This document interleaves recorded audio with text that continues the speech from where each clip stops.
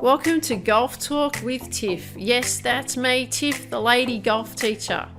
What I will do here is build belief in you to accomplish your dreams for your golf.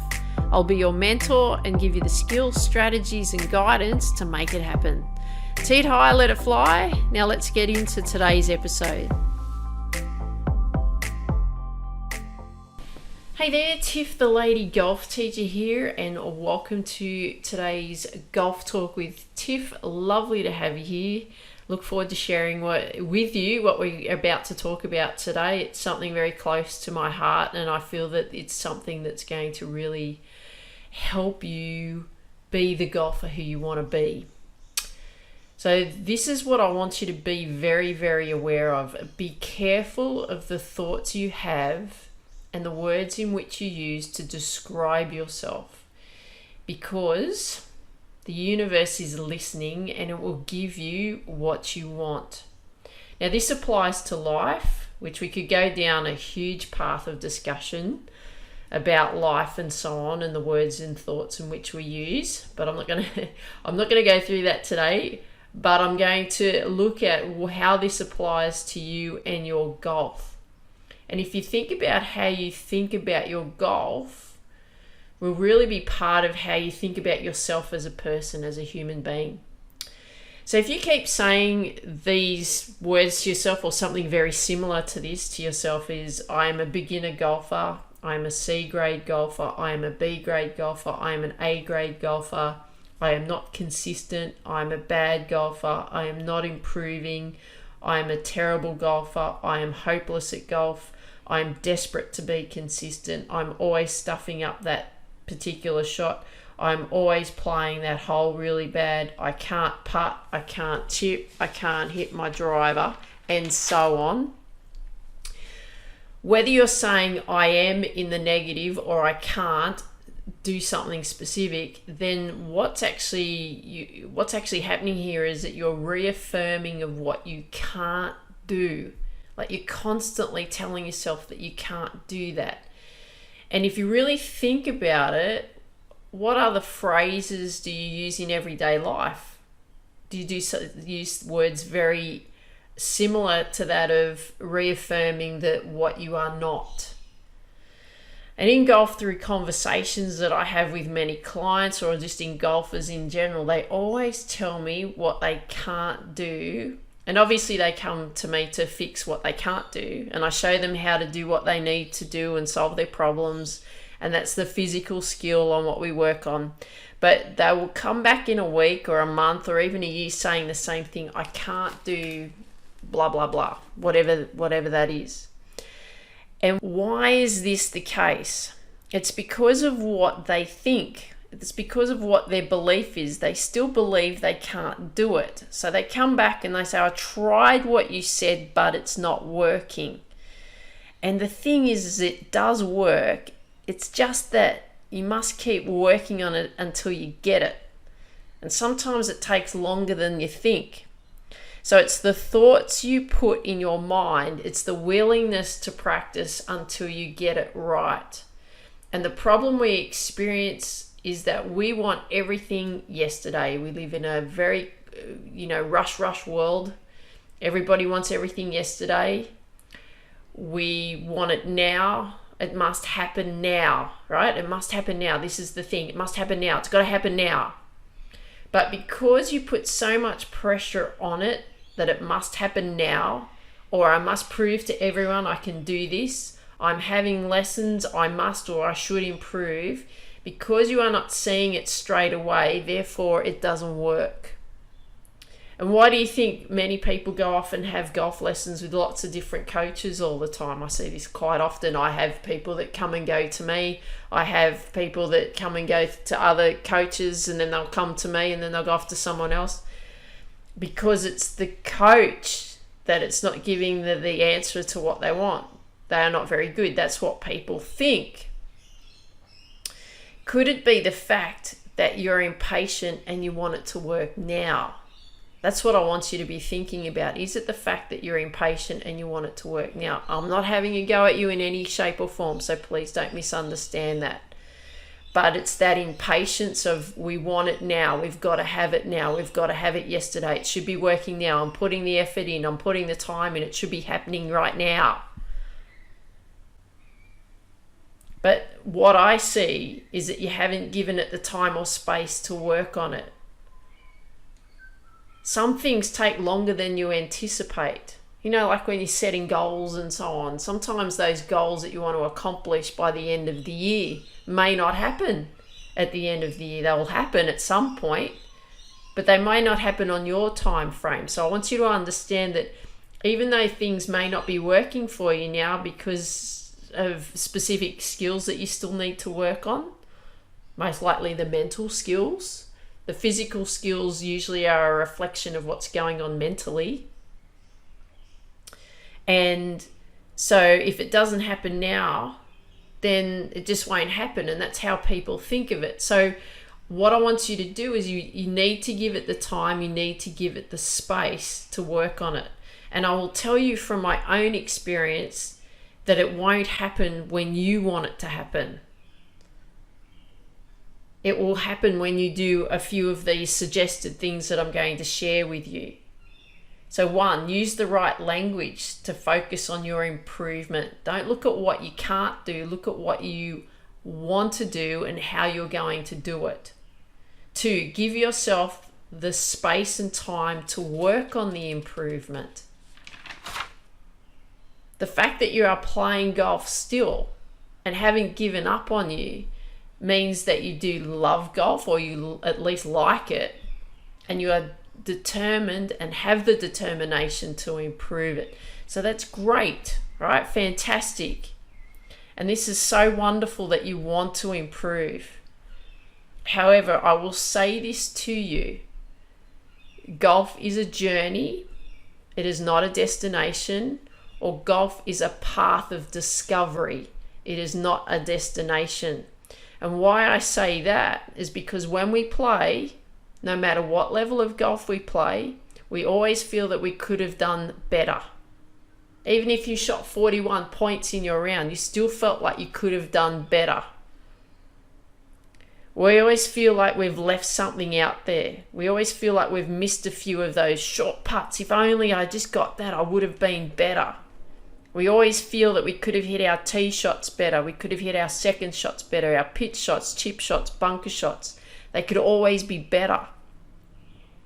So when we look at it this way, if it could always be better, wouldn't you then agree that this becomes a journey of improvement, a path of discovery on how to play better? So when Tiger Woods was at the top of his game, he took time off from the tour to make it better. He took time off to make his swing better.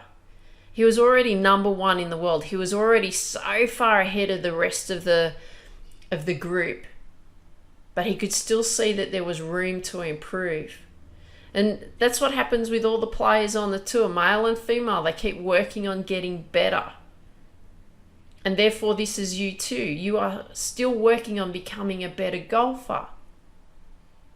So this gets then back to what I was saying before. If you believe, think, or say, I am not good at golf, I am inconsistent, I am bad, I am not improving, I want this so badly, I want to prove that I can do this, then my friend, you'll always play golf from this place, simply because that's what you believe. If you keep saying I'm not good at golf, you're going to keep seeing the results of why you're not good at golf. If you keep saying I am inconsistent, then you're going to keep seeing the reasons why you are inconsistent. If you say that I'm bad at golf, you're going to keep looking for the reasons why you're bad at golf. If you say that I am not improving, then you're going to keep looking at the reasons of why you're not improving. If you have this feeling of I want this so badly, you're clutching on too tight because you want it so badly, you're so desperate to make it happen. So that's where you're playing from, a place of desperation. If you're saying, I want to prove that I can do this, again, you're holding on so tight to prove to everyone in the world that you can do this. That's the place that you're going to be applying from, trying to prove to everyone that you're worthy, that you're good enough. And we don't need to live this way. We don't need to play golf in this way. And I'll share with you how negative thoughts constantly will bring you down and not give you what you want. I'm just going to share you a story with you about when I turned 50 last year.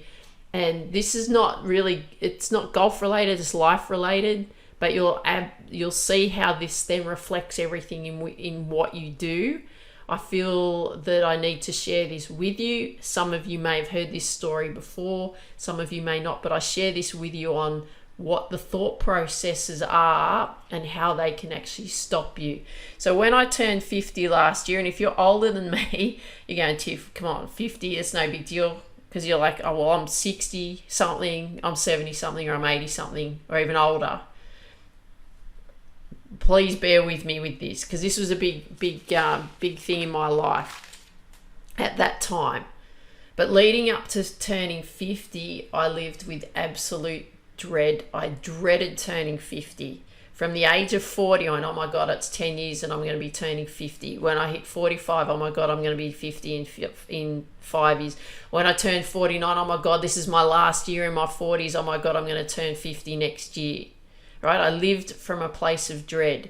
And because I was so terrified that when I turned 50, I was going to be disappointed with myself and that I would see myself as a failure. That's how I kept living. I lived in dread of turning 50 because all I saw myself as failure and disappointment.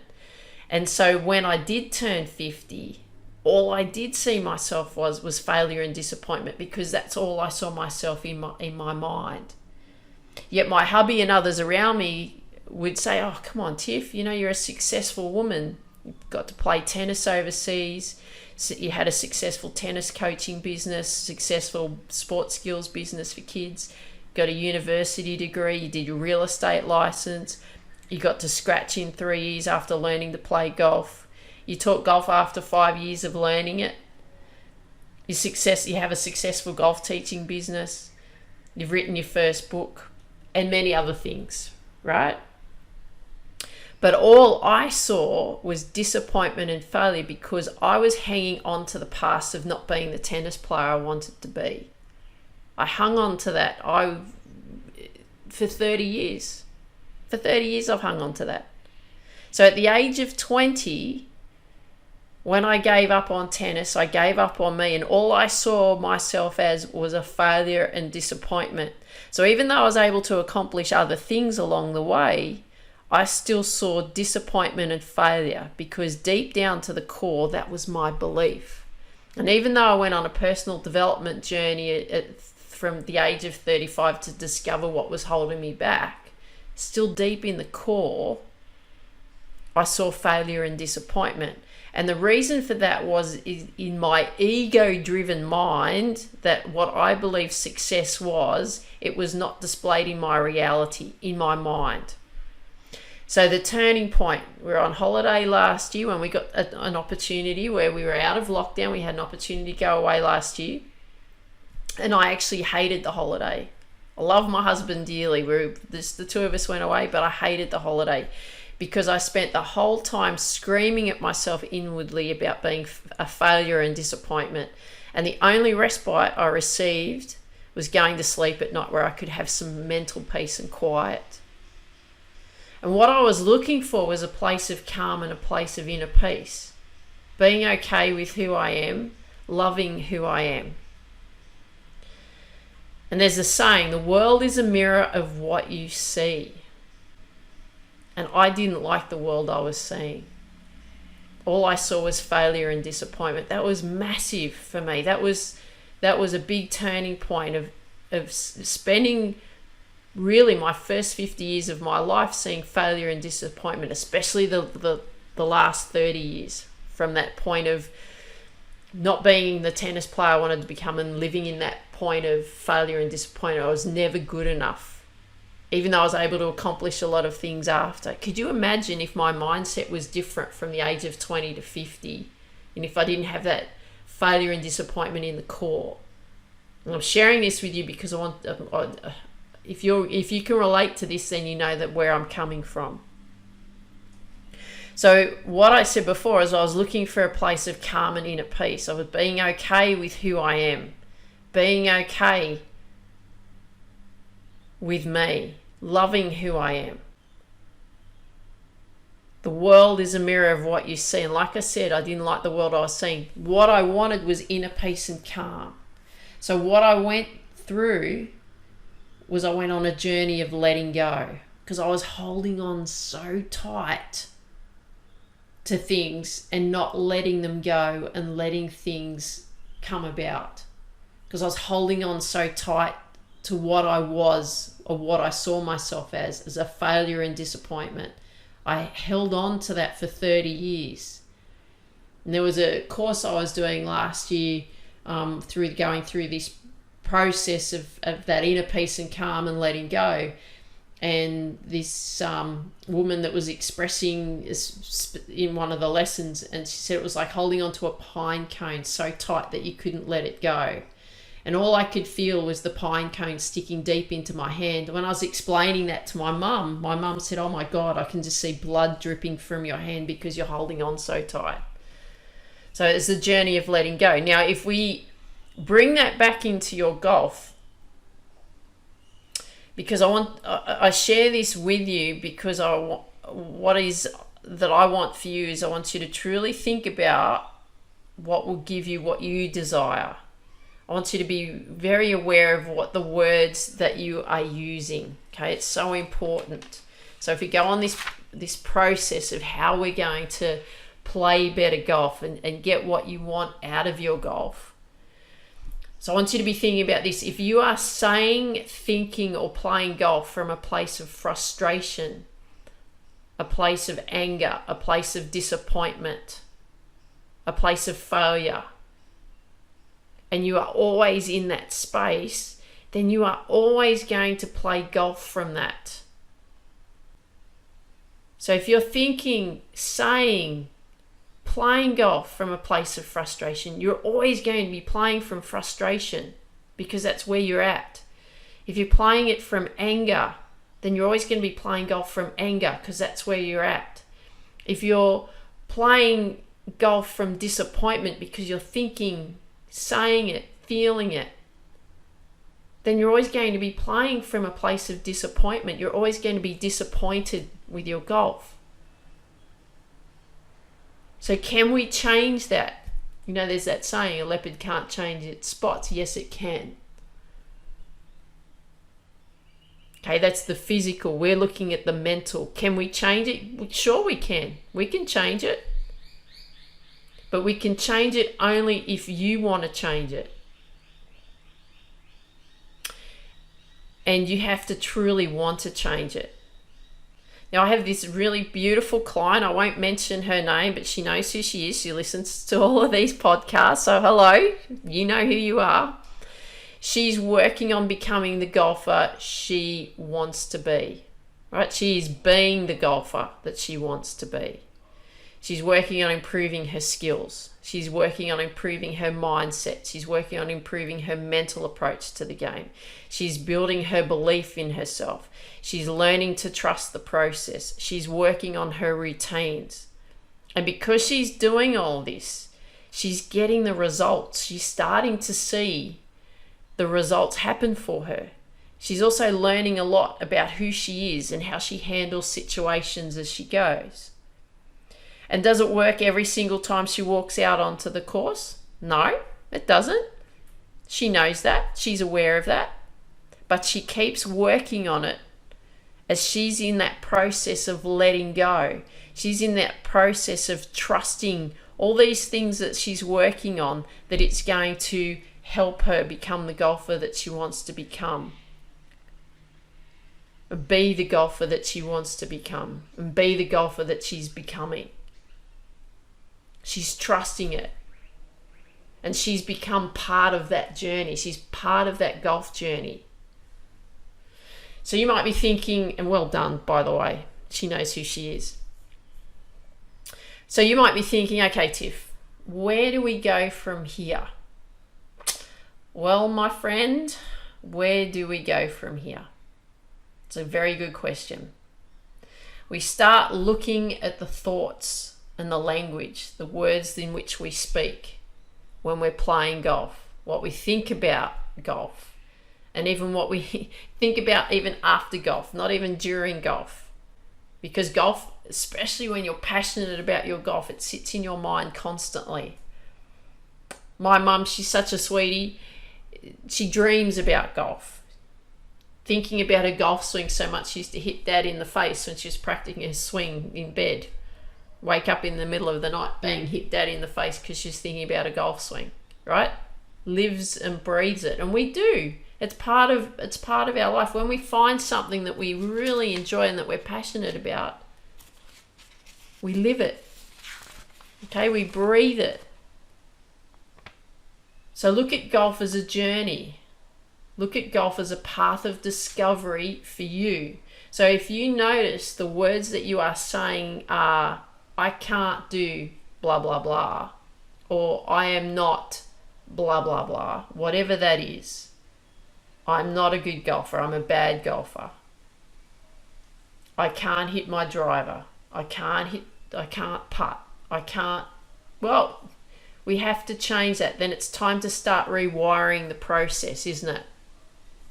So here are some suggestions, very simple things, but you can come up with things that are going to work for you. But I'm just going to give you a few suggestions on how you're going to state who you are, because I want you to start thinking it and I want you to start feeling it. When you think it and then you start feeling it, then you'll start acting in it. Okay? So this is what I'm going to suggest. Very simple phrases. I am a golfer. So I don't want you to say I'm a beginner golfer or I'm an A-grade golfer or don't label yourself. I am a golfer. I am confident. I am consistent. I'm a consistent golfer. I am a consistent putter. I am consistent off the tee, and anything else that you want to add. And when you start rewiring yourself this way, when you start thinking this way and feeling this way, and you're using these words, you're using these thoughts, what I then want you to do is start looking for how they're going to show up in your game.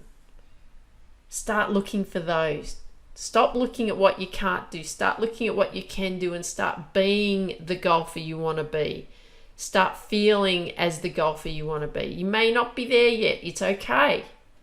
But keep feeling it, keep believing it, and keep thinking it. So I hope you enjoyed today's episode. Love it if you could share with me what you like best about what you heard today.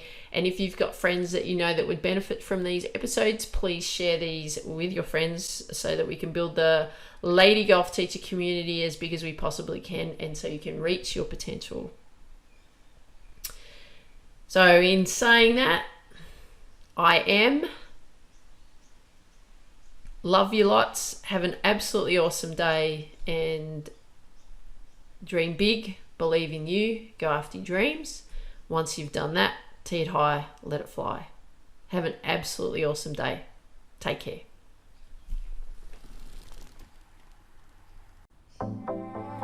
Before you go, do you want to build confidence, belief, strength, and courage in you to go after your big dreams in your life and in your sport? If you do, go to www.tiffany-mika.com and get a copy of my book, Focus, How to Reach Your Potential in Sport, Business and Life. I look forward to seeing you there. Dream big, believe in you, go after your dreams.